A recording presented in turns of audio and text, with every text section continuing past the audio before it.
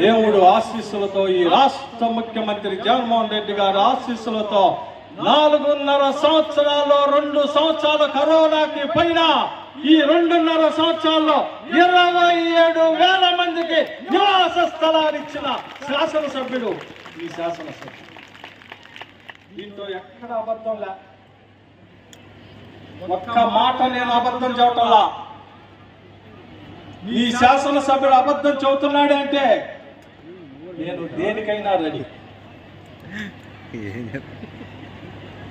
ఎలా ఇచ్చాను? ఆ వార్డు మీటింగ్లో పెట్టినప్పుడు ఫస్ట్ ఒక్కొక్క వార్డులో 100, 150 వచ్చింది.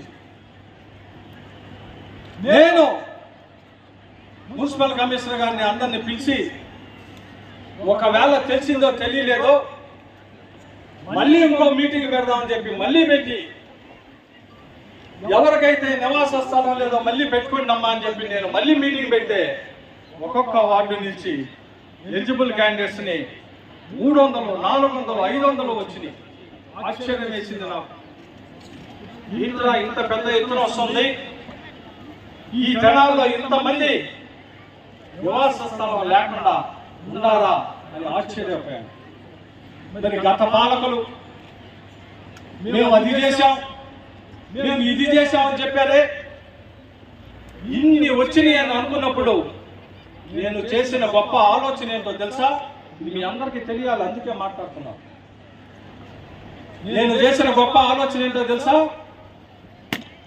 అదే జనాలు పట్టణం